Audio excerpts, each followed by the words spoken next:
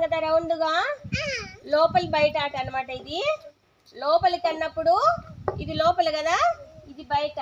లోపలికి అన్నప్పుడు మనము లోపలికి దుంకాల, బయటకు అన్నప్పుడు ఇట్లా బయటికి దుంకాల. సరేనా? అర్హ దుక్కుతుంది ఇప్పుడు. మళ్ళీ అర్హాన్ని చూసి అర్హ అలాగే చేయాల. ఉండమా, లోపలికి బయటికి, లోపలికి లోపలికి దుంకుమా. దుంకు. సరే, నువ్వు రా నవనీత్, దా. వచ్చే వచ్చే వచ్చే వచ్చే.